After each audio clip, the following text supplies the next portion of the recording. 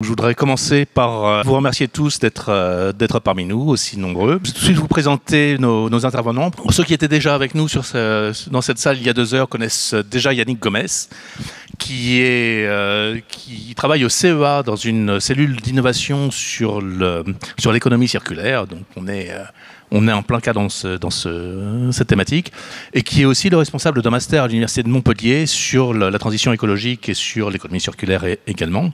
Alors tout à l'heure, je vous ai sans doute un peu frustré en ne laissant pas Yannick expliquer ce qu'était l'économie circulaire, mais là aujourd'hui on va pouvoir rentrer dans le dur. À côté de lui, vous avez Fabien Wellman, qui est scénariste de bande dessinée, alors bien connu, auteur en particulier d'un best-seller des cours de récréation, qui est la série Seul. Et là, je vais me faire détester par les Bretons pour la prononciation, mais à ses côtés, Céline Guivard, qui est un ingénieur qui a trahi la cause et qui est devenu économiste, qui, si j'ai bien compris, est directeur de recherche à l'École des Ponts.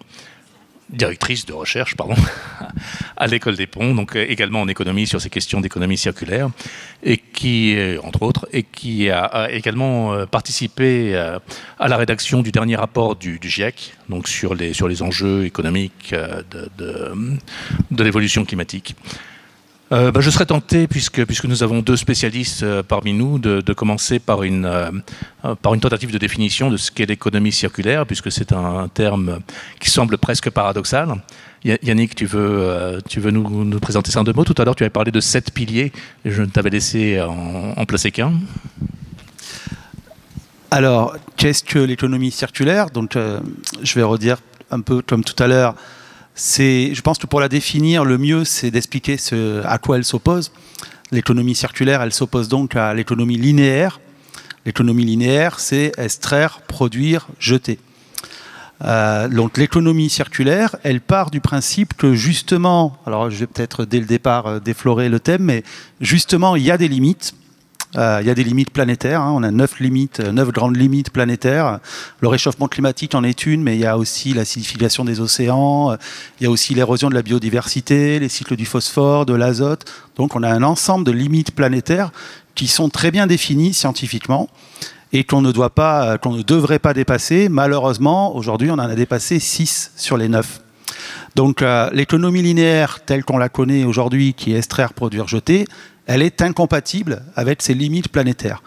L'idée de l'économie circulaire, c'est de dire qu'on doit tout faire pour économiser les matières premières, l'énergie, et rejeter et éviter le maximum les impacts environnementaux, que sont les émissions de CO2, la pollution de l'eau, de l'air, du sol et l'érosion de la biodiversité notamment. Alors comment on y parvient? Avec des piliers, 7 piliers. Le premier pilier, c'est l'approvisionnement responsable. En gros, améliorer l'ensemble des chaînes de valeur de l'industrie. Faire en sorte qu'on n'ait pas des choses qui paraissent vertueuses ici, mais qui supposent de la non-vertu ailleurs. Par exemple, extraire des mines de manière non environnementale. Ça, c'est le pilier approvisionnement durable. Ensuite, on a un deuxième pilier qui est très important, qui est l'éco-conception. Par exemple, essayer d'optimiser l'ensemble des biens qu'on fabrique. Au CEA, par exemple, nous on travaille sur des panneaux solaires de nouvelle génération. On essaye de diminuer la quantité d'argent à l'intérieur et d'augmenter à la surface égale l'énergie solaire que vont produire ces panneaux. Ça, c'est le deuxième pilier. Ensuite, il y a un troisième pilier, alors, qui est un pilier plus d'usage. C'est ce qu'on appelle l'écologie industrielle et territoriale. Alors là, de quoi il s'agit? Il s'agit de mettre en symbiose sur un territoire des acteurs économiques divers pour faire en sorte que les déchets des uns soient les ressources des autres, pour faire en sorte qu'on puisse mutualiser les ressources qui sont présentes sur ce territoire. Alors un exemple, c'est le Kalundborg, le Danemark, là-dessus, qui est l'exemple le plus abouti, mais il y a en France plus de 150 initiatives d'écologie industrielle et territoriale. Quatrième pilier, c'est l'économie de la fonctionnalité. Donc l'économie de la fonctionnalité, c'est de remplacer la vente de produits par du service. Un exemple tout bête, au contraire très intelligent. Vous êtes une entreprise qui vend des lampadaires. Au lieu de vendre des lampadaires, vous vendez un niveau d'éclairage. Et ça change tout en fait. Parce que si vous vous définissez comme vendeur de lampadaires, plus vous en vendez, vous vendez du bien, plus vous gagnez de l'argent. Si vous vendez un niveau d'éclairage, ben vous vendez un service et donc peut-être que vous allez vous rendre compte que la mairie qui vous passe commande, son souhait c'est pas forcément d'avoir le plus de lampadaires possible, mais peut-être d'en avoir moins, mais par contre d'avoir les endroits qui doivent être éclairés au bon moment. 5e pilier, c'est la consommation responsable. Donc tout ce qui est consommation collaborative, pouvoir s'échanger des biens, faire en sorte que les biens ne servent pas à un usage unique, mais puissent servir à plusieurs acteurs. 6e pilier, c'est l'allongement de la durée d'usage. Donc allongement de la durée d'usage. Je rappelle que la durée d'usage, c'est pas la durée de vie. Hein. Un smartphone, ça a une durée de vie bien plus importante que 12 mois. Malheureusement, la durée d'usage, ça se rapproche plus de 12 mois que la durée réelle que ça pourrait avoir. Donc voilà, c'est ce pilier, allongement de la durée d'usage. Et là, on voit bien l'opposition à l'économie linéaire. Hein. Dans l'économie linéaire, c'est l'obsolescence programmée qui prédomine. En circulaire, ça doit être l'allongement de la durée d'usage. Et le dernier pilier, pas le moins important, mais pas non plus le seul pilier. Et c'est souvent à ça, malheureusement, qu'on réduit l'économie circulaire, c'est le recyclage. Le recyclage, donc, c'est un des 7 piliers de l'économie circulaire. Alors, il y a beaucoup d'économies circulaires washing, il ne faut pas se le cacher, où justement, on voudrait nous donner une illusion que seulement avec du recyclage, seulement avec des piliers technologiques, on répond aux problèmes des limites planétaires. Non, l'économie circulaire, c'est à la fois des piliers d'usage basés sur la sobriété, et des piliers technologiques pour essayer d'optimiser au maximum les choses pour rentrer dans le cadre des limites. Céline, j'espère que tu n'es pas du tout d'accord et qu'on va engager un débat féroce. En fait, moi, je suis pas du tout spécialiste d'économie circulaire, donc ça tombe bien, je vais pas parler de ça. Moi, je suis spécialiste du changement climatique, qui est une des limites planétaires, et je peux finalement vous dire quelques mots sur qu'est-ce qui cause ce changement climatique, quelles sont les solutions, et on va voir qu'il y a des lignes, ou en tout cas des courbes, et puis quelque part des cercles aussi. Donc, le changement climatique, celui qu'on mesure aujourd'hui, qu'on vit, hein, il fait particulièrement doux ces temps-ci en France. On est capable de dire que ça s'est rendu beaucoup plus probable par le changement climatique, le réchauffement du globe. On est à plus 1,1 degré en moyenne sur l'année pour l'ensemble du globe par rapport à l'ère pré-industrielle. Et on est aussi sûr que ce qu'on observe, qui a des effets en cascade, hein, d'extrêmes qui sont plus intenses et plus fréquents, d'extrêmes de chaleur, mais aussi d'extrêmes de précipitation, mais aussi des sécheresses qui sont plus intenses et plus fréquentes. Et l'été qu'on a vécu, c'est vraiment la marque de ce changement climatique. Et puis avec des effets en cascade sur les écosystèmes, sur les rendements agricoles, sur la santé humaine, etc., etc. Et en fait, on est sûr que ce qu'on observe, c'est intégralement dû aux activités humaines, aux émissions de gaz à effet de serre qui s'accumulent dans notre atmosphère. Donc aujourd'hui, hein, les émissions de gaz à effet de serre, elles sont au niveau le plus haut jamais connu de l'humanité, à 59 milliards de tonnes de CO2 équivalent par an. La concentration de CO2 dans notre atmosphère, le CO2, le dioxyde de carbone, qui est le principal gaz à effet de serre, en fait, il faut remonter de millions d'années en arrière pour retrouver une concentration qui est aussi haute que celle d'aujourd'hui. Et puis, on sait aussi qu'avec chaque fraction de degré supplémentaire, en fait, et qui vient de chaque émissions supplémentaires qui s'accumulent dans notre atmosphère, c'est des extrêmes plus intenses et plus fréquents, c'est des franchissements de seuil de tolérance pour les écosystèmes, pour les humains, c'est des risques pour les infrastructures, pour la sécurité alimentaire, pour l'accès à l'eau, pour la santé humaine, pour la sécurité tout court. Et que la seule façon pour éviter les risques les plus graves et pour stabiliser la situation, c'est d'atteindre zéro émission nette de CO2 à l'échelle mondiale, et plus on l'atteindra vite, plus on limitera le réchauffement climatique à un niveau bas.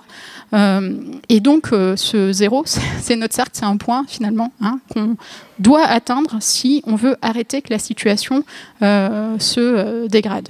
Donc après, on pourrait aller plus loin sur finalement, c'est quoi les activités humaines qui sont la source de ces émissions de gaz à effet de serre. En fait, c'est un petit peu tout ce qu'on fait, hein, les façons dont on se déplace, dont on se loge, les façons dont on mange, les façons dont on travaille, dont on produit, dont on consomme.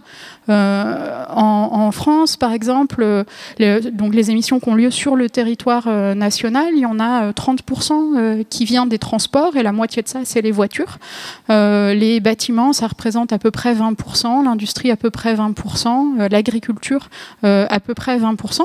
Et puis, il y a aussi, en fait, on connaît des solutions pour réduire les émissions de gaz à effet de serre. Dans le rapport du GIEC auquel j'ai participé, une des choses qu'on a faites, donc avec un peu plus de 270, je crois, scientifiques de partout dans le monde, on a évalué la littérature académique, donc les articles scientifiques, pour en faire une évaluation et une synthèse pour donner l'état des connaissances. Et une des choses qu'on a faites, c'est dans l'ensemble des secteurs, hein, que ce soit l'énergie, les transports, l'industrie, les bâtiments, etc., de regarder les solutions qui sont déjà disponibles aujourd'hui. Et finalement, si on les prend ensemble, ces solutions-là, elles sont à même de diviser par 2 les émissions mondiales d'ici 2030. C'est des solutions qui, pour certaines, reposent sur l'adoption de technologies. Et on pourra en discuter, mais qui, plus largement, en fait, repose aussi sur des transformations assez radicales des façons dont on produit et dont on consomme, de nos infrastructures, des façons dont on organise nos villes, etc. Et on a tendance à, selon les secteurs, à les classer finalement en 3 grands pôles. Les questions de sobriété, on pourra peut-être en reparler. Donc là, il y a un lien avec un des piliers de l'économie circulaire. Il y a les questions d'efficacité, donc faire la même chose mais avec moins. Et puis l'amélioration des technologies. Mais j'en ai peut-être déjà dit trop pour une introduction. Non, je serais tenté de te laisser le micro. Est-ce que tu peux nous parler un peu plus des méthodes de travail du GIEC? A priori, tu nous parles de systèmes complexes qui sont hautement non linéaires, pour lesquels on est bien incapable d'avoir la solution exacte. Je crois que le GIEC a développé la notion de faisceau de scénarios plausibles, qui pour des amateurs de science-fiction, résonne comme quelque chose d'assez spéculatif et qui, pour autant que je sache, est très original en science. Est-ce que tu pourrais nous en dire un peu plus sur ce lien entre la spéculation, la plausibilité et les prédictions du GIEC? Ouais, alors en fait, ce qu'il faut voir quand même, le GIEC, hein, c'est le groupe intergouvernemental d'experts sur l'évolution du climat. Les membres du GIEC, c'est les États. Hein, et la mission du GIEC, c'est à intervalles réguliers de faire une évaluation de l'état des connaissances sur le changement climatique, à la fois sur la physique du climat et ce qu'on comprend des mécanismes, sur les impacts du changement climatique sur les écosystèmes et les sociétés humaines et les solutions d'adaptation à un climat qui a déjà changé et qui va continuer à changer. Et puis sur les solutions de réduction des émissions de gaz à effet de serre qui sont donc la cause du problème. Le GIEC ne produit pas de science, hein. Le GIEC évalue l'état des connaissances, et quand on est scientifique, on peut candidater pour être auteur d'un rapport. Donc c'est ce que j'ai fait il y a quelques années, et l'écriture d'un rapport, on est quelques centaines de scientifiques à lire tous les articles publiés sur les sujets dont on va être responsable. On s'organise en équipe, et puis d'en faire une synthèse, et puis il y a tout un travail en fait de relecture des synthèses par d'autres experts, etc., etc. Maintenant, notre matériau de base, c'est les articles scientifiques qui sont publiés dans des journaux à comité de lecture scientifique. La science, c'est comme ça que ça se fait, hein, par des publications qui sont revues par les pairs. Et donc dans le volume sur lequel moi j'ai travaillé, par exemple, on a évalué plus de 18 000 articles scientifiques. Dans ces articles scientifiques-là, il y en a certains qui sont des articles qui font ce qu'on va appeler de la prospective, donc qui vont dessiner finalement des scénarios d'émissions de gaz à effet de serre, et les sous-jacents à la fois technologiques, socio-économiques en dessous. évaluer ce que ces scénarios d'émissions de gaz à effet de serre veulent dire en termes de changement climatique et d'impact du changement climatique.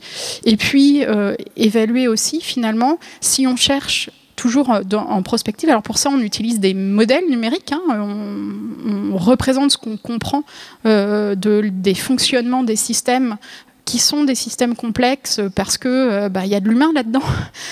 Et donc, on représente ce qu'on en comprend avec humilité aussi, parce qu'on ne comprend pas tout, et donc on prend en compte aussi les incertitudes qu'on peut avoir, et puis c'est pas des prédictions qu'on fait, c'est des projections, et puis en général on fait plein de scénarios justement pour explorer un peu l'espace des possibles. Puis ce qu'on va particulièrement regarder, c'est des scénarios qui permettent de limiter l'augmentation de la température moyenne du globe, et donc les impacts du changement climatique, et qu'est-ce qu'il y a derrière en fait, quelles sont les alternatives qu'il peut y avoir derrière en termes d'évolution socio-économique, en termes d'évolution des modes de vie, en termes d'évolution des technologies. Mais c'est jamais des prédictions, c'est vraiment, on explore l'éventail des possibles. Et je pense qu'en ça, il y a vraiment des liens avec la science-fiction. Finalement, ce qu'on fait, c'est un peu de la science-fiction. Fabien, toi, tu n'es pas dans l'exploration systématique de tous les scénarios, tu écris des scénarios particuliers. Je ne vais pas te demander ton avis sur la définition précise, technique, scientifique de l'économie circulaire. Non. Comment définis-tu l'économie circulaire? Non, mais comment choisis-tu les scénarios sur lesquels tu choisis de travailler? Est-ce que tu es à l'écoute de ce que disent les scientifiques? Qu'est-ce qui t'intéresse? C'est le fait de pouvoir raconter une histoire? Ce sont des contraintes narratives? Ce sont des enjeux symboliques? Qu'est-ce qui te fait choisir un scénario plutôt qu'un autre? Alors plus ça va, plus c'est des enjeux symboliques, parce que pour rebondir sur ce qui a été dit, j'ai juste une question à me poser et à vous poser d'abord. J'ai quand même une vraie surprise à me dire qu'il y ait autant de monde sur un sujet qui, au demeurant, est pas hyper excitant quand on lit le... Ils sont là pour Céline et Yannick. Ouais, parce que, oui, d'accord, c'est ça. Vous êtes venus pour des stars. Parce que sinon, au départ, je m'étais dit la ligne et le cercle, mais qui va venir, quoi? Et en fait, vous êtes hyper chelous aux Utopiales, j'aime bien. Ou alors, c'était pour le côté écologie et économie circulaire. Bon, moi, c'est ça qui m'intéresse ici. Donc, les thématiques autour de l'écologie me passionnent et m'inquiètent. Et j'ai l'impression que le rôle des auteurs et autrices, il est justement d'essayer d'inventer des nouvelles mythologies par rapport à des imaginaires qu'il faut déconstruire. Donc, la vague caution qui explique que je suis là entre deux pointures et que je me sens tellement tout petit, c'est que je suis la personne qui réfléchit à des scénarios pas forcément crédibles, mais plutôt symboliques. Donc, pour répondre à ta question, c'est ça qui m'intéresse au moment où je réfléchis à des grandes thématiques. Le problème, c'est qu'après, écrire une histoire, c'est pas que des thématiques. Le risque, c'est d'écrire des pensums ou des choses qui sont là pour une forme de propagande intellectuelle, même si c'est pour des causes que j'estime justes. Pour moi, pour l'écologie, il serait temps de faire une forme de propagande. Mais enfin, on voit bien que si je fais un récit qui est juste une sorte de thèse pour démontrer ceci, cela, c'est pas une histoire. Donc je dois avoir à la fois des enjeux symboliques et essayer d'y mettre de l'émotion, qui se passe quelque chose au niveau des personnages, qu'on soit emporté par le récit, parce que sinon, autant lire une thèse, quoi. Et là où c'est hyper important, et c'est pour ça que moi je trouve passionnant justement ce mélange des genres des utopiales, ce type de discussion, c'est que typiquement on parle du cercle. C'est un des aspects que j'aimerais bien évoquer, c'est que c'est souvent associé à quelque chose de négatif. L'idée d'un retour en arrière, l'idée d'un truc qui tourne en rond, etc. Et pour moi, le GIEC, typiquement, me donne cette impression négative d'un rapport dont on nous parle tout le temps et dont personne n'a rien à battre, quoi. Et c'est vraiment sidérant. À chaque fois, c'est comme si on nous disait « Demain, c'est la fin du monde. Oh mon Dieu! Ah, au fait, mon métro fait que ceci, cela. Le lendemain, c'est la fin du monde. C'est horrible !» Et puis, tous les jours, c'est pareil. Et on s'habitue. Enfin, je pense que vous êtes un peu habitués aussi. Alors qu'en fait, on ne devrait pas s'habituer. Il y a une espèce d'inertie assez folle, et je pense que cette inertie un peu folle, bon, elle a à voir à plein de raisons psychologiques, mais elle a à voir aussi à un imaginaire. Et cet imaginaire, pour moi, peut-être qu'on va l'aborder, je ne sais pas de quelle manière, quand même on pourrait, alors je vais y aller avec des gros sabots, des gros symboles, mais il y a quand même un imaginaire que j'estime viriliste, que j'associe un peu plus à la ligne droite tendue vers le haut.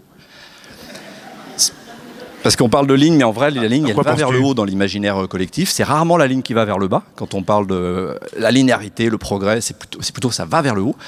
Versus un imaginaire circulaire, plutôt féminin, genré féminin d'un côté, genré masculin de l'autre. Et je pense que cette partition des imaginaires est dangereuse et qu'il y a actuellement un excès de virilisme. Si on parlait de yin et yang, c'est pas pour dire qu'il y a le bien, le mal, mais qu'il y a un excès de yang, il y a un excès de virilisme. Et je pense que ce truc-là, il doit être déconstruit. Alors, attention, j'ai dit déconstruit, wokisme, etc. Bon, en même temps, ça va faire du bien aux utopiales, hein. On va dire que ça peut pas faire trop de mal non plus. Donc je pense qu'il y a un truc à déconstruire autour de ça.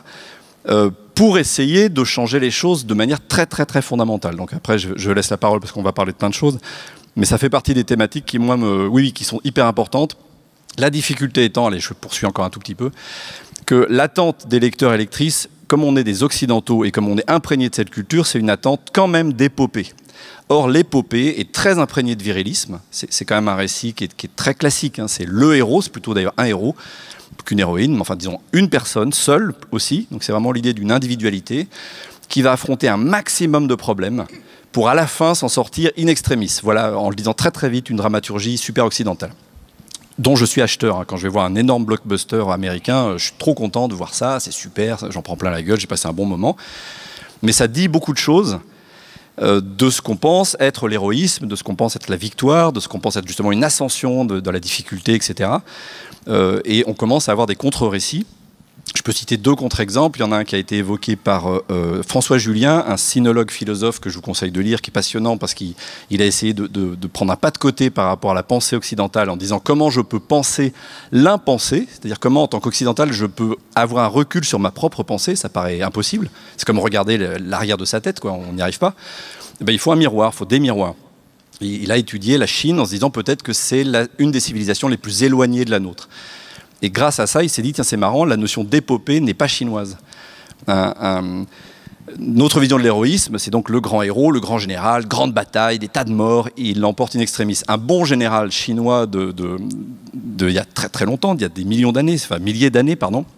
Là, je vais un tout petit peu loin quand même. C'est de dire, une guerre va arriver, j'envoie mes espions, je tue 2-3 personnes en loose dé, la guerre est évitée, fin du récit.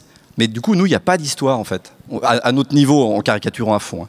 Deuxième pas de côté qui est proposé, que vous devez connaître ici, c'est celui de Ursula Le Guin, qui propose sa fameuse fiction panier, enfin, fameuse pour ceux qui connaissent. Grand silence, vous ne connaissez peut-être pas la fiction panier, alors je vais peut-être l'expliquer. Elle dit, pour le dire très vite, encore, imaginaire viriliste que je peux résumer avec le film 2001, l'Odyssée de l'espace, très connu, cette scène d'ouverture. Si vous en rappelez, on voit un singe qui, je crois, tue un autre singe avec un os. Donc il y a cette idée que l'os est à la fois une arme, mais aussi un outil. Puis il lance l'os dans le ciel et ça se transforme en vaisseau spatial par le biais d'une ellipse. C'est une des ellipses les plus connues de la science-fiction et du cinéma. C'est une très très très belle scène, j'adore Kubrick. Mais Le Guin va dire, bah oui, mais pourquoi on met toujours en avant justement l'objet phallique, la ligne, l'os, l'outil, mais dans le sens qui tue, l'arme, etc. Alors qu'on pourrait tout à fait mettre en avant un panier. Pour récolter les myrtilles, le panier, c'est hyper pratique, alors qu'un os, bof, quoi. Mais elle dit, c'est pas le même récit. Le récit qui va avec le panier, en fait, elle le dit très bien dans un article, très facile à trouver en ligne. Vous mettez Ursula Le Guin, fiction panier, c'est pas long. Elle dit, en gros, allez raconter une cueillette aux myrtilles, quoi. En fait, il se passe pas grand-chose. C'était cool, il y avait des myrtilles, puis après, il y en avait moins. Puis à un moment donné, je suis allé au bord de la rivière parce que c'était cool d'être au bord de la rivière. Alors que Thor, qui va tuer un mammouth, il revient avec les 2 jambes niquées, il fait genre c'était très très dur. C'est pas forcément plus efficace en termes de protéines, enfin si un petit peu, mais un bon mélange de lentilles en vrai, légumineuses, et puis des céréales, ça fait l'affaire. Mais ça fait, voilà, je vous dis légumineuses, céréales, déjà c'est pas un récit, quoi. On s'emmerde un peu. Et ce que dit Le Guin de manière super pertinente, c'est ça, c'est qu'il y a le récit du mammouth, à la limite, c'est presque un ratage, quoi. Le mec revient en sang, il a un œil en moins, mais il raconte un truc. Et on est habitué à ce type de récit. Les blockbusters américains, c'est clairement pas de la cueillette qu'on nous raconte actuellement, quoi. Et donc, la difficulté que j'ai en tant que dramaturge, c'est comment gagner ma vie avec un récit que personne n'a envie de lire. Parce que si je fais genre les aventures de Thor le cueilleur de myrtilles, et ben même vous qui êtes très ouvert d'esprit, vous n'allez pas m'acheter, quoi. Et moi, j'aime l'argent. Non, pardon, ça m'a échappé. Non, mais n'applaudissez pas ça. Quelle horreur. Vous avez applaudi la pire phrase de cette conférence. Non, je veux dire, j'ai envie de gagner ma vie, c'est légitime. Mais par contre, je veux, d'un point de vue strictement écologique, je voudrais amener un récit qui n'a rien à voir avec ça. Donc, après un très très long détour, mais voilà ce qui, moi, me donne envie d'écrire un récit, c'est que d'un côté, je veux promouvoir des valeurs qui ne sont pas mises en avant par notre société, on y reviendra sans doute sur un aspect symbolique, et en même temps, parce que aussi c'est ce que j'aime lire, j'aime bien qu'il y ait du suspense, des obstacles, des héros qui s'en sortent par la force de leur courage, tout ça étant très yang. Voilà, donc comment on trouve une espèce de juste équilibre? Alors, mon idéal, j'y arrive pas toujours, ça serait une sorte d'aïkido narratif qui consiste à dire vous allez en avoir pour votre argent, vous inquiétez pas, il y aura des tas de péripéties, c'est très yang. Et quand même, une fois que les gens sont chopés par le truc, essayer de leur donner autre chose à gamberger. C'est pas évident, parce que si à la fin, il n'y a pas le grand combat qu'on attend, le grand climax qu'on attend, on est déçu. Alors que dans la vraie vie, là tout de suite, moi, il n'y a pas de fin du monde, je ne suis pas déçu du tout, je suis hyper soulagé. Donc on voit bien qu'il y a une incohérence complète entre ce qu'on vit tous et ce qu'on nous raconte dans les récits d'imaginaire. Mais en vrai, pour moi, même un récit qui est censé parler du réel est imaginaire. Céline, je te voyais réagir aux provocations de Fabien. Est-ce que l'économie circulaire et le GIEC, c'est très pénible et pas drôle? Non, mais c'est intéressant. En fait, je sais qu'il y a des gens, des chercheurs pénibles et pas drôles, mais qui ont regardé d'un point de vue l'histoire que raconte le GIEC. Et il semblerait que dans cette histoire qu'on raconte, il n'y a pas de héros qui sauve l'affaire. Et que c'est ça qui nous manque.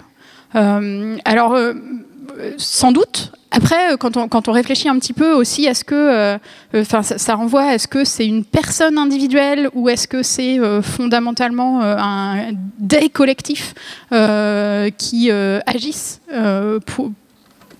face à la menace du changement climatique? Ce que nous, on montre en tant que chercheurs, c'est que les gestes individuels, ils sont vertueux, indispensables, mais ils sont loin d'être suffisants et que c'est bien des transformations systémiques de nos façons de fonctionner, de nos infrastructures, de nos organisations et de nos normes sociales aussi.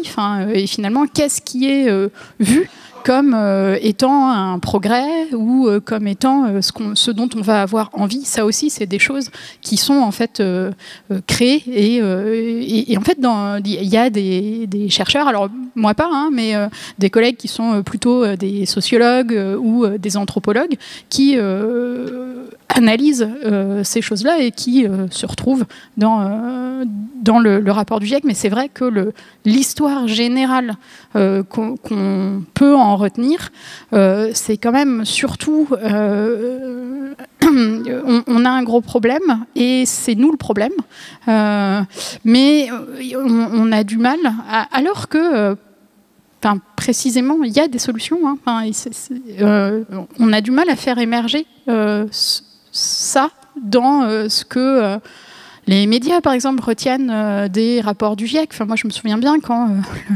le rapport du GIEC, il est celui auquel j'ai contribué, donc le 3e volet de la trilogie palpitante, qui est sorti en avril. Les médias, ce qui a beaucoup été repris, qui n'était pourtant pas dans le rapport, c'était « il nous reste 3 ans pour agir ». Avec le côté alors oui, on est dans une situation d'urgence, mais on n'est pas dans une situation où il y a un seuil en deçà duquel tout va bien, au-delà duquel rien ne va plus. On a déjà des impacts du changement climatique avec des effets négatifs sur les écosystèmes, sur la santé humaine, et puis qui pose aussi des vraies questions d'inégalité dans le monde, qui exacerbent les inégalités.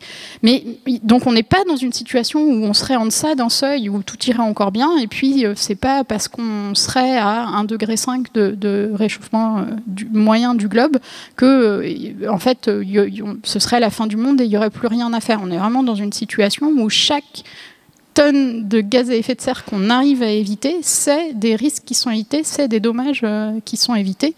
Et puis, c'est pas on a 3 ans pour agir, en fait, c'est on a devant nous des décennies d'actions pour transformer nos sociétés, nos infrastructures, les façons dont on produit, dont on consomme, etc.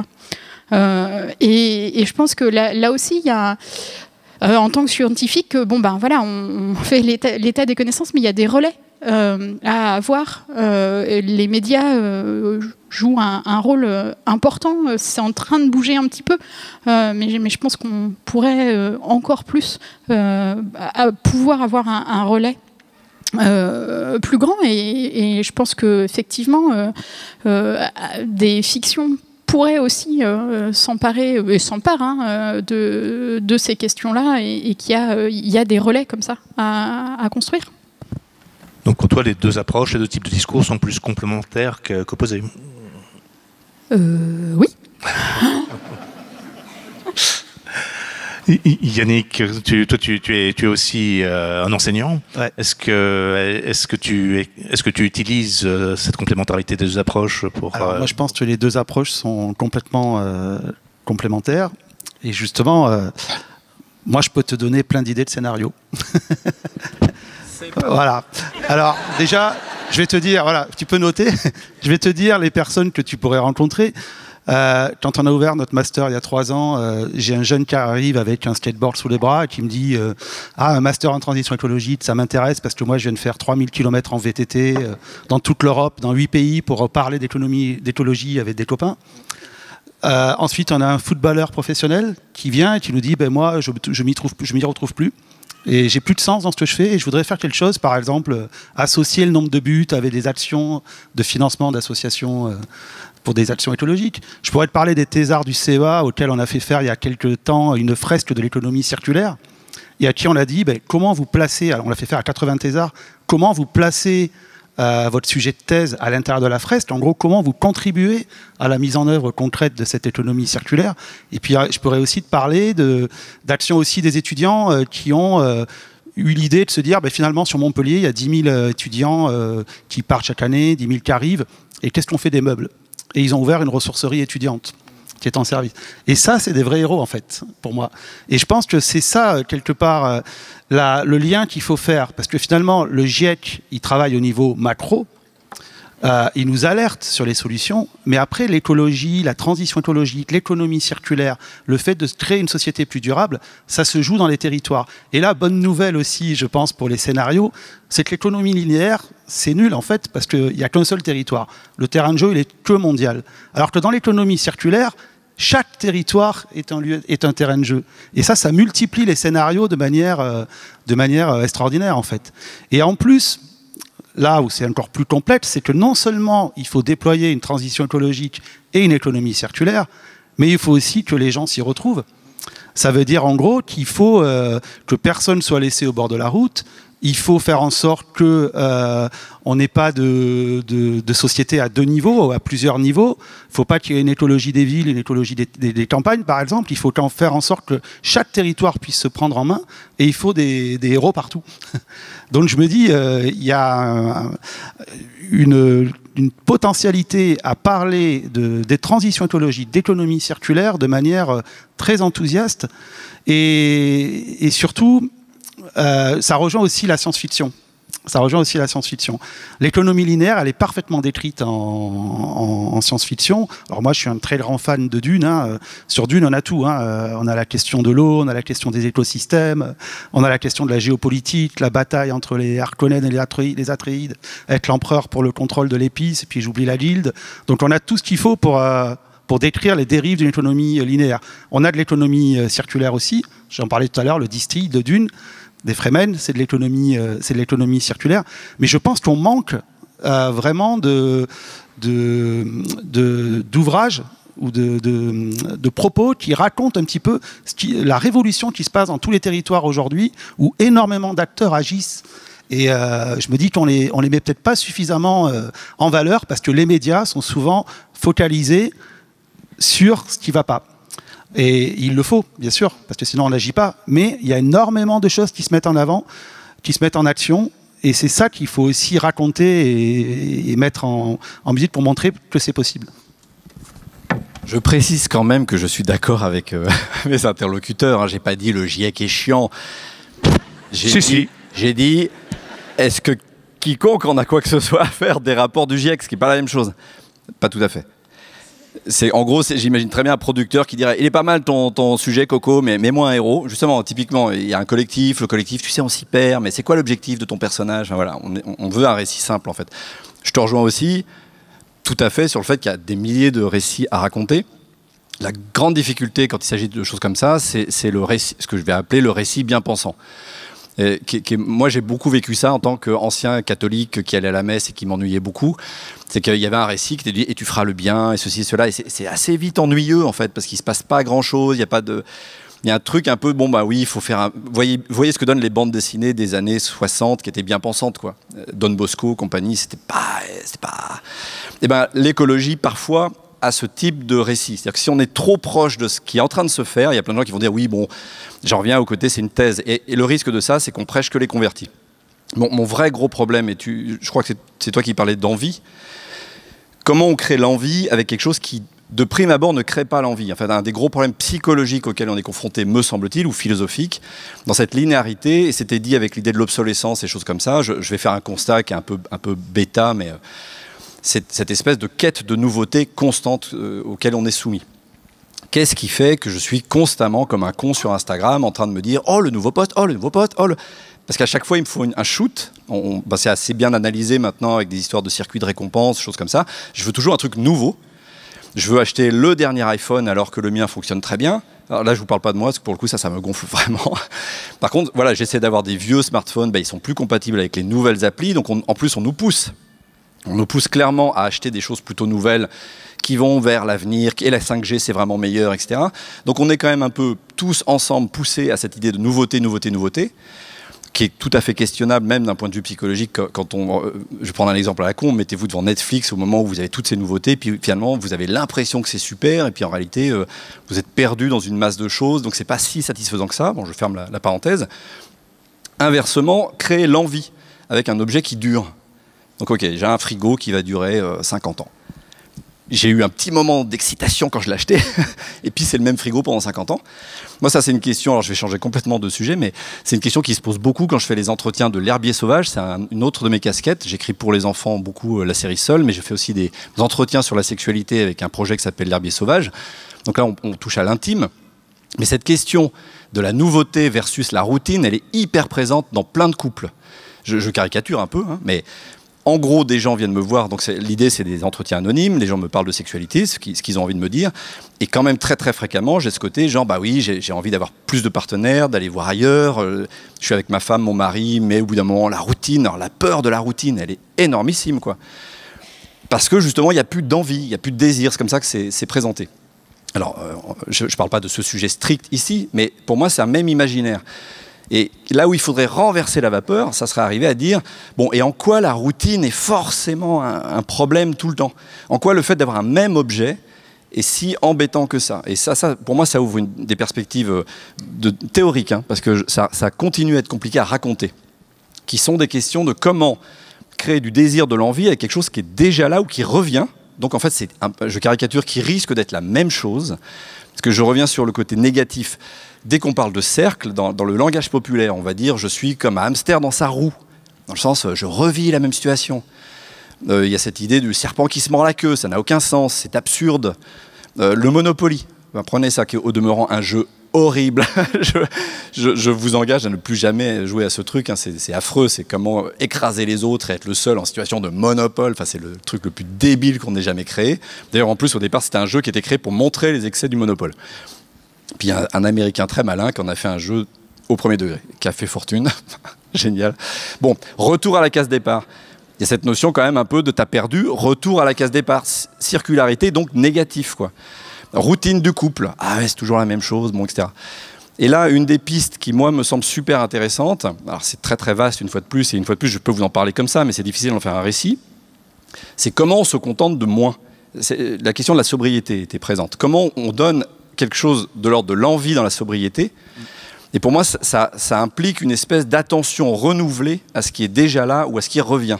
C'est-à-dire une attention qui est beaucoup plus précise que l'attention superficielle qu'on va avoir avec le dernier post Instagram, le dernier iPhone, quelque chose qu'on consomme extrêmement vite.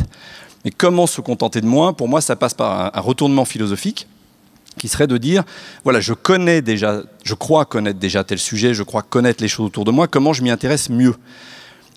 Petit aparté, c'est tout à fait humain de considérer le monde sans faire attention à chaque détail, à chaque instant.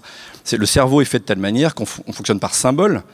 On se dit, tiens, je sais qu'une table, c'est à peu près comme ça, je sais qu'une personne qui me parle avec un badge ici, c'est à peu près un organisateur des Utopiales, ou un invité, mais on ne prête pas une réelle attention spécifique à chaque détail de tout. Ce qui est normal, on ne peut pas processer tout. Si par exemple je vous demande là tout de suite à quoi ressemble le fauteuil sur lequel vous êtes assis, est-ce que vous vous rappelez, ne serait-ce que de sa couleur, alors qu'on est en train de parler d'un truc qui vous touche les fesses? C'est quand même hyper intime. Eh ben non, moi je suis assis sur un truc qui est l'idée que je me fais d'un fauteuil, quoi, et c'est normal, parce qu'en gros, vous savez que si vous asseyez dessus, en moyenne, ça se passe bien. Et vous n'avez pas à réfléchir à la couleur du fauteuil, j'ai autre chose à processer, on va dire.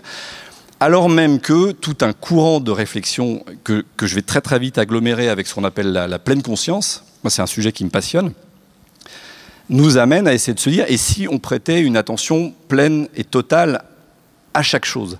Donc on flirte avec un truc qui peut être vite apparenté au New Age, et il se trouve que pour moi ça n'est pas du New Age, c'est quelque chose de beaucoup plus large que ça. C'est comment s'intéresser à des choses qu'on croit connaître déjà. J'avais noté une phrase de, je crois que c'était Flaubert, qui disait oui, voilà, pour qu'une chose soit intéressante, il suffit de la regarder longtemps. Bah, le cercle permet ça, la récurrence permet ça, la routine permet ça.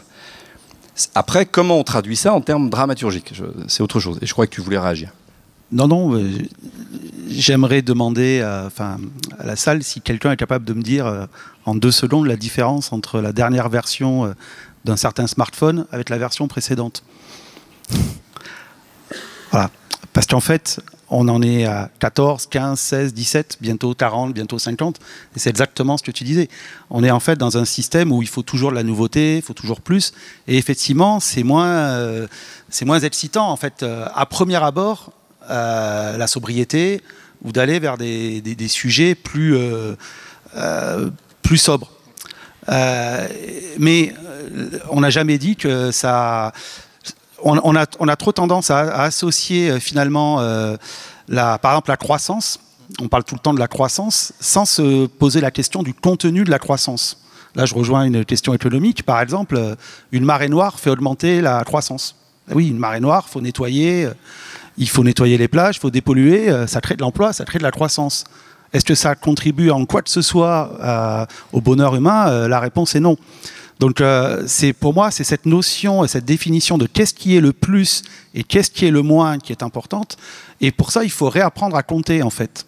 Il faut réapprendre à compter. C'est quoi finalement une vie réussie? C'est quoi le bonheur humain? On a réussi avec l'économie linéaire, puis surtout avec l'appui massif du marketing, à considérer qu'en fait, si on répondait à tous les étages de la pyramide de Maslow avec le maximum de biens matériels, c'était parfait. Or, la pyramide de Maslow, par exemple, le besoin d'accomplissement, le besoin de sécurité, c'est bien autre chose que simplement l'accumulation de biens matériels. Et il y a aussi aujourd'hui toute cette approche-là qu'il faut arriver à effectivement déconstruire et à repenser. Et la seule façon de repenser, c'est que justement, au lieu d'être dans une vision économique construite de manière linéaire au niveau mondial, avec finalement des acteurs, les bureaux marketing qui décident pour l'ensemble de la population, qu'est-ce qui doit être le bien qu'on va avoir demain par rapport à tel autre, il faut réimpliquer massivement les citoyens sur les territoires. Et c'est en ça qu'on peut retrouver finalement une façon de faire que le moins redevienne un plus. Parce que quand on contribue à quelque chose, quand on le construit progressivement, quand on se rassemble sur un territoire, quand on y réfléchit, ça a beaucoup plus de sens. Le bonheur vient aussi de maximum de sens qu'on peut donner aux choses que l'on fait, je pense. Alors je suis hyper d'accord. Ce qui est compliqué, on va prendre l'exemple politique, justement, typiquement. Et ça rejoint ce que tu disais sur il faut un héros, il faut un personnage central. Par exemple, dans le GIEC, est-ce qu'il y a une personne qui a fait une percée? Ou est-ce que, dernières élections municipales, je me retrouve sur une liste électorale d'extrême droite. Non, je plaisante. C'est pour voir si vous suiviez quand même. Bon, alors on va dire une liste hyper consensuelle, écolo de gauche, voilà, bon, désolé. Qui justement essaie de vendre un récit qui est de dire, et si on faisait vraiment une politique où on discute ensemble des sujets qu'on voudrait aborder et qui parlent d'intelligence collective réelle et pas d'une apparence d'intelligence collective, parce qu'on sait très bien qu'en politique, il peut y avoir des réunions où on dit « Qu'est-ce que vous pensez de l'autoroute A6 ?» Et à la fin, on sait très bien que la décision avait été prise avant la réunion. Donc on est d'accord que ça, c'est pas du tout la politique dont je parle. Je parle vraiment l'idée de, on va essayer de construire ensemble, avec tous les outils de l'intelligence collective, qui au demeurant est vraiment un outil génial, qui est extrêmement employé, par exemple au Québec, mais assez peu en France, enfin, quoi qu'il y a des choses qui se font, y compris à Nantes. Donc la difficulté de cette intelligence collective, c'est qu'elle demande beaucoup plus de réunions en amont. Donc c'est assez lent au début. Par contre, quand on s'est mis d'accord, ça dure beaucoup plus longtemps. Donc moi je me dis super, hyper naïf, première fois que je m'inscris sur une liste électorale, donc j'étais à la toute fin quand même pour pas avoir de responsabilité si jamais on gagnait. Ouh là là, non, il s'agit quand même pas que je m'implique trop, parce que je suis auteur de science-fiction. Mais ce qui nous a été renvoyé, c'est quand même que les gens, ils trouvaient ça super, mais au moment où on leur demande de vraiment venir aux réunions, de vraiment bouger, de ceci, cela, il y a une sorte de réticence qui est quand même très humaine. On est pris par nos métiers, par par Netflix. Par Netflix. Et puis aussi, un autre truc qui nous était opposé, c'est « Et en cas de crise, qui décide ?» Ah, il est bien beau votre truc de collectif là, mais qui décide?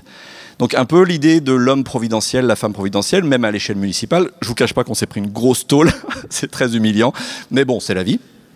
Et ça recoupe ce qui se passe en France au niveau politique. Il y a toujours ce côté « je t'aime moi non plus » avec la Ve République, du style « marre de l'homme providentiel », n'empêche que c'est l'élection présidentielle pour laquelle on va tous se bouger, en disant « là, ça va changer », tout en sachant que ça ne va pas changer. En fait, on le sait, on ne le sait pas, on a envie d'y croire, mais finalement, on finit par voter contre. Mais c'est un truc très bizarre, on attend quand même plus ou moins un héros ou une héroïne. Comme elle sera pas à la hauteur, on va le défoncer derrière, parce qu'en réalité, c'est quand même quelque chose qui est collectif. C'est assez compliqué d'arriver à dire à chacun, on est responsable de ce qui est en train de se passer. On est aussi responsable à titre individuel. Ouais, là-dessus, moi, je voudrais amener quand même une expérience qui a été menée en France de démocratie participative, alors qui n'est pas allée complètement jusqu'au bout, mais la Convention citoyenne sur le climat. C'est quand même une expérience où il y a 150 personnes qui n'étaient pas forcément intéressées, experts, ou pas du tout d'ailleurs, sur le sujet à la base, qui ont accepté d'y passer vraiment du temps, et qui se sont... qu'on pris le sujet à bras-le-corps, qui se sont formés, qui ont vraiment mis de l'énergie là-dedans, qui n'étaient pas d'accord entre eux sur les mesures et qui ont fini par sortir quelque chose. Alors on peut discuter, est-ce que c'était ces mesures-là, etc., est-ce que ça allait assez loin, est-ce que c'était à la hauteur, etc. Mais disons qu'il y a quand même eu là quelque chose qui montrait que un collectif, a priori, bon, ils ont été tirés au sort, ils ont sans doute, si ceux qui ont dit oui avaient un petit peu un intérêt, il y a un petit biais, mais quand même, c'était vraiment loin d'être des gens qui étaient écolos à la base, ou en tout cas pas tous, et ils se sont formés devant l'ampleur du sujet, et ils ont vraiment travaillé pour proposer des choses qui ne sont pas allées au bout. Je pense que des conventions comme ça, il y en a qui se font à des échelles beaucoup plus locales, et je pense que là, il y a des choses qui peuvent se passer véritablement, de construire ensemble. Et après, je voudrais revenir sur cette histoire que oui, on s'est tourné en rond, etc. Enfin, en fait, on est quand même dans une situation où continuer la routine de comment on fait, ça va pas marcher, quoi. Et donc il y a quelque chose qui peut, enfin, il s'agit de tout réinventer, quoi, de réinventer nos villes, de réinventer les façons dont on se déplace, de réinventer comment on se loge, de réinventer ce qu'on mange. Et dans ça, c'est sortir de la routine, et ça peut être assez enthousiasmant quand même. Oui, on est d'accord. Oui, heureusement mais il faut arriver à transmettre cet enthousiasme que nous avons ici, tous les trois, c'est énorme. Peut-être une partie de vous aussi. J'ai des regrets à interrompre cette conversation effectivement enthousiasmante et fascinante, mais j'aimerais laisser un peu de temps pour 2 ou 3 questions dans la salle. Si on peut rallumer la... Merci. Est-ce que quelqu'un veut... Oui, je vois une... Vous êtes restés en plus, c'est fou. Oui, ils sont toujours là.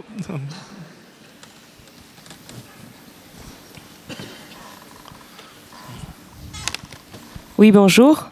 On sait très bien que la croissance n'est plus du tout le bon indicateur pour l'économie.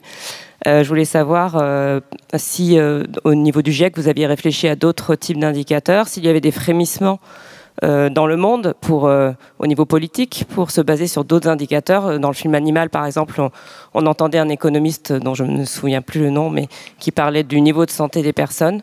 Voilà, c'est ça ma question. Merci. J'imagine que ça m'est adressé. Alors oui, un indicateur. Ça dépend de la croissance de quoi on parle. La croissance des émissions de gaz à effet de serre, non. La croissance des inégalités, probablement c'est pas quelque chose qu'on veut. La croissance du bien-être, peut-être. Ce qu'on mesure aujourd'hui, le produit intérieur brut, et quand ce chose augmente, on dit qu'il y a de la croissance.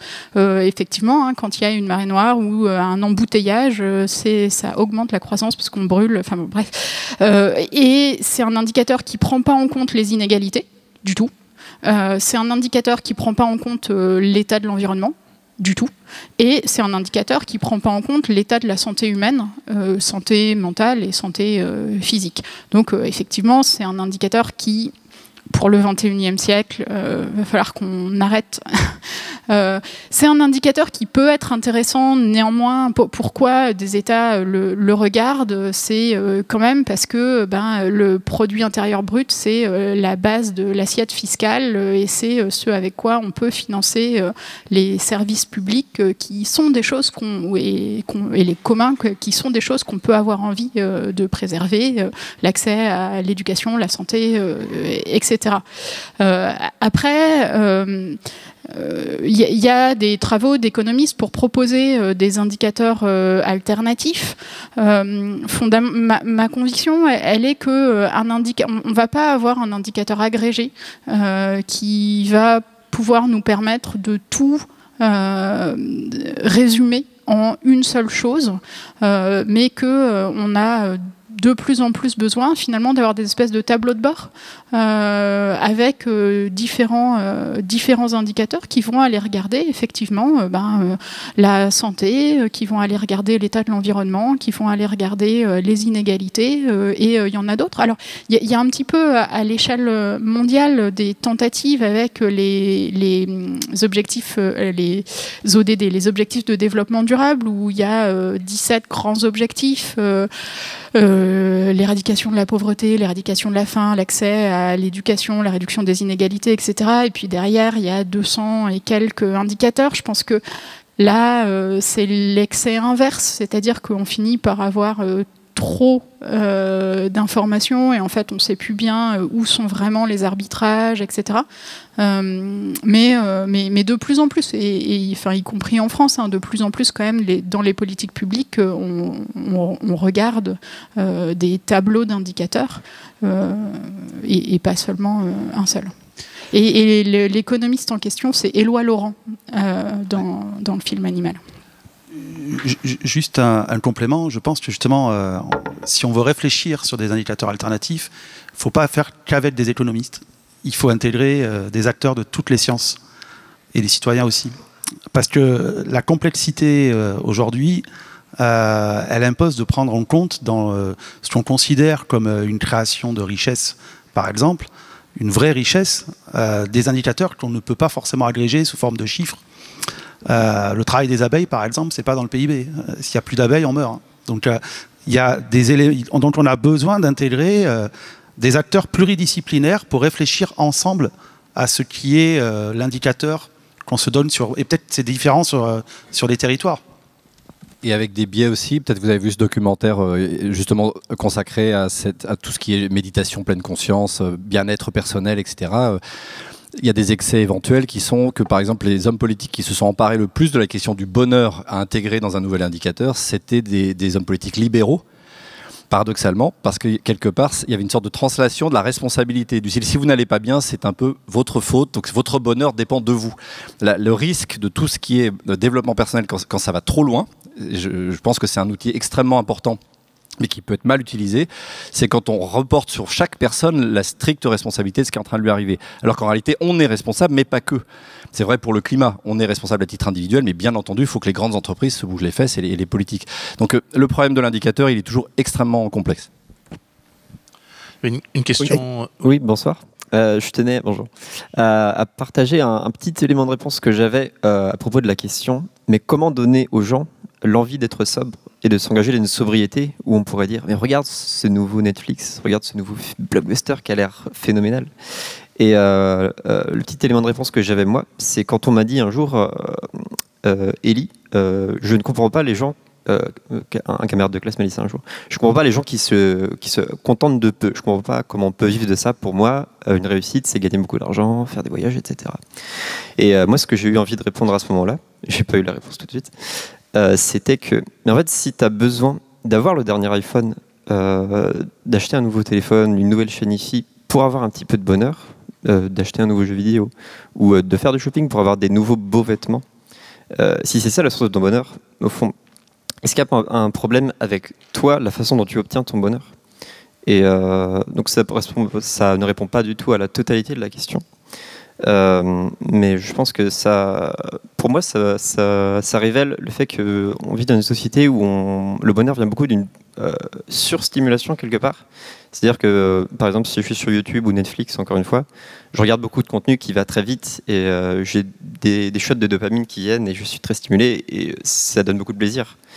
Mais quelque part, il y a aussi une forme de bonheur que j'ai redécouvert après mon adolescence, qui était le simple fait de se poser et de lire un livre, ou alors de penser à rien, ou en faisant du sport, par exemple. Et donc voilà, je pense qu'il faut peut-être repenser le bonheur différemment et prendre plus son temps pour ça. Voilà. Alors je suis très d'accord. La difficulté à laquelle on est confronté, tu l'as dit avec les shoots de dopamine, c'est qu'en fait on est addict. On est dans la même situation qu'un alcoolique ou toute personne, enfin ou un workaholic comme moi, ou qui a un shoot énorme, extrêmement fort avec une drogue. On va le dire vite parce qu'il y a plein d'addictions, mais on va parler des drogues pour aller plus vite. Un shoot d'héroïne, rien n'est comparable visiblement. C'est une sorte de super orgasme si on en croit Trainspotting, versus un week-end à la campagne qui, sur le papier, a l'air vraiment super morne, alors qu'en réalité, les anciens addicts savent qu'une fois le sevrage passé, il y a quelque chose de beaucoup plus satisfaisant dans la durée, à quelque chose de presque fade. Alors je reviens encore à ce que dit François Julien quand il parle de la Chine. Le terme de fadeur en Chine n'est pas péjoratif. C'est l'idée de quelque chose qui a l'orée de pouvoir exister, mais qui n'existe pas encore complètement, donc qui a encore plein de promesses, au lieu d'un goût complètement affirmé, mais qui est peut-être même déjà dans l'écœurement. Sauf que là, il va falloir en fait, il nous faut un sevrage. Je pense qu'on est polyaddict. On est addict à la nouveauté, à la technologie, on est addict au pétrole, aux énergies carbonées, mais puissance 1000. Je pense qu'on est vraiment des junkies de ça, parce que toute notre économie est basée sur ces énergies. Donc la difficulté, elle est celle d'un drogué qui se dit « je sais bien que ça ne me fait pas que du bien, mais comment j'arrête ?» quoi. Et c'est là qu'il y a plein... Je pense que ça sera polyfactoriel, hein, la réponse. C'est les récits, c'est les rapports quand même, parce que je me moque de notre inertie, mais ils sont nécessaires, les rapports du GIEC. Et un jour, il y a le rapport de trop qui nous fait réagir chacun à notre niveau. Il y en a, c'était il y a 5 ans, il y en a, ce sera dans 5 ans. Bon, chacun a son niveau de tolérance. Et c'est ça, plus ça, qui fait qu'un jour, on arrête la cam et qu'on se dit, en fait, c'est vrai que je peux me contenter de très très peu. Parce que ça, c'est la bonne nouvelle. En vrai, on peut se contenter de très très peu. Je suis vraiment persuadé de ça. Mais faut-il être prêt à lâcher sa cam? Peut-être ça marche. On peut juste vous confirmer qu'il y a sans doute un certain nombre d'hommes ici qui sont assez satisfaits de la routine avec leurs femmes, mais c'était pas pour ça que je prenais le micro. Je voulais juste savoir si, dans le rapport du GIEC, est-ce que vous intégrez... on a vu que la crise Covid avait un peu tassé les émissions de gaz à effet de serre. Donc, si on annonce une multiplication d'événements extrêmes, alors il paraît que la chaleur, c'est catastrophique parce que ça augmente le nombre de climatiseurs. Mais est-ce que quand même, on ne peut pas penser que sur certains événements, s'il y a des tornades sur les mines de charbon, ça va les bloquer pendant un certain nombre de mois, peut-être. Vous voyez, est-ce que ça, c'est un peu réfléchi ou pas du tout? Ces événements qui pourraient d'eux-mêmes, en fait, aller dans le bon sens, quoi. Alors, juste pour revenir sur... d'une part, les articles scientifiques qui ont traité de ce qui s'est passé pendant l'épisode Covid, ils n'étaient pas encore publiés quand le rapport a été fait, donc on n'a pas pu les intégrer. Ce qu'on a vu sur les émissions de CO2, c'est une petite baisse, en France, à peu près 10% de baisse des émissions parce qu'il y avait certaines activités qui étaient à l'arrêt, et en particulier les transports, mais c'est une baisse de 10% seulement. C'est quand même des émissions, et donc c'est quand même une concentration qui a continué à augmenter. L'enjeu, je le répète, c'est atteindre 0 émission nette de CO2. C'est faramineux, vraiment. Donc... on ne va pas y arriver par hasard. Ça, c'est sûr. Après qu'il y ait des événements, et on le voit quand même, parce que là, on a vécu un été avec une succession de canicules, avec des sécheresses extrêmement longues, y compris dans ma Bretagne, où les agriculteurs, franchement, c'est vraiment compliqué, quoi. Et donc, il y a des prises de conscience, et il y a des gens qui travaille sur comment finalement il peut y avoir des effets boules de neige aussi comme ça à partir de prises de conscience, et on sait très bien qu'il n'y a pas besoin d'avoir 100% des gens qui sont convaincus pour bouger un collectif, etc. Mais on va quand même pas y arriver par hasard, et c'est pas que des questions individuelles, c'est vraiment des questions de transformation systémique derrière ça. C'est des questions collectives, politiques, à tous les échelons de gouvernance. Voilà, je ne sais pas si ça répond vraiment à votre question, mais il faut vraiment avoir en tête, c'est pas diminuer un petit peu les émissions dont on a besoin, c'est les amener à 0. Et donc c'est une révolution de tout ce qu'on fait, quoi, vraiment. On aurait envie de rester 1 heure de plus avec vous trois, et je suis sûr qu'il y a encore des tas de questions à la salle auxquelles on ne pourra pas répondre, mais malheureusement on arrive au bout de notre créneau. Donc je voudrais vous remercier tous d'être venus et remercier nos 3 orateurs.